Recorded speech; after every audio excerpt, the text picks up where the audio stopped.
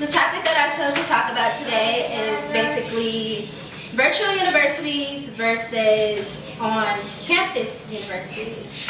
In my opinion, I believe that traditional universities are a way better learning system. And the reasons why is because in virtual classrooms, social interactions are absent. For example, I was enrolled in a virtual university, which was University of Phoenix. I did not understand the assignment that was given, so I sent my professor an email explaining what I did not understand about the assignment. The response time was 2 days later, and then by that time the assignment was due. Although the professor later explained the questions that I had, I was also told that my assignment was considered late and that points would be taken off for each late day. Therefore, this could happen to any student who's taking an online class. Social interactions with teachers is not the only communication issues that are involved. Student-to-student interactions are also important. Most students prefer going to on-campus universities because they want to meet people. Although the on-campus university has ways of helping students meet each other, such as sororities, fraternities, study halls, etc. Students can also meet other people in their classrooms while participating in class discussions. In a virtual university, you are simply just typing answers to a discussion board, and it's just not the same.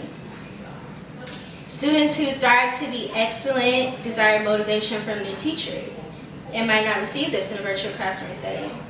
As said in the article, The Trouble with Online Education, the internet teacher, even one who responds to students via email, can never have the immediacy of contact that the teacher on the scene can, with sensitivity to unspoken moods and enthusiasm.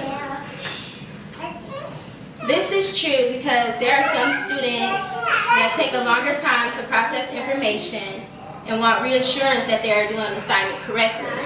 And when students want to know if they're doing the assignment correctly, they want to know on the spot before proceeding.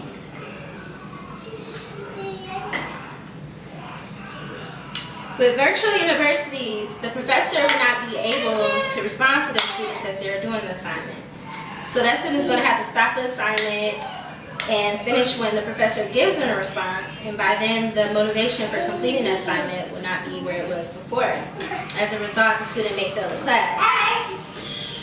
There is evidence that explains how students' motivation from their peers influence their academic performance, in which I read in this article called Social Goals and Social Relationships as Motivators of School Adjustment. I believe this to be true because there are many ways students can motivate other students. For example, a student is having a hard time in class on an assignment. Ask a student who understands the assignment for help. The students help by giving an example, therefore motivating the other student.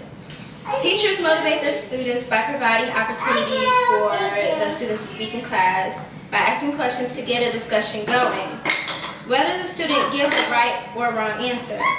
A virtual college participation is limited, which is why a regular college setting is preferable. In virtual universities, students are more likely to get away with cheating on exams. As stated in the article, cheating, public administration, education, and online courses, and essay and call to public arms. There's evidence that cheating has become widespread, and it appears that the technologies make it easier to cheat. This is true because when students are taking an online exam, there's nobody there to proctor them. Therefore, a student will be able to Google answers or even have someone take the exam for them, which will have a result of the student not actually learning the material and getting a degree with little effort. Imagine in the future where there are no more traditional universities. A doctor recently received a medical degree in a virtual university. When placing that doctor in a hospital for an internship, the employer realized that the doctor has no basic knowledge of the terminology.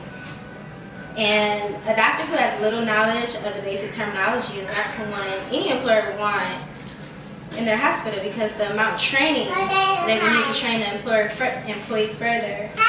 Virtual universities are for people who want to better themselves, but do not have the time to apply themselves. To be a successful degree holder, lectures are necessary, helping you learn more efficiently and understand what you have to go through in your first place. Now think of a doctor who has a medical degree and went to a traditional university. Do you think you will question that doctor's abilities? Probably not, because it is a proven fact that the doctor has been lectured, sat through the long hours of hard work, and successfully completed them. Plus, they would have gone through training such as internships, externships with passing colors. Online education was created to get more money and encourage people to attend college, but the result would be people signing up for online education and completing the required courses, but not actually learning the material.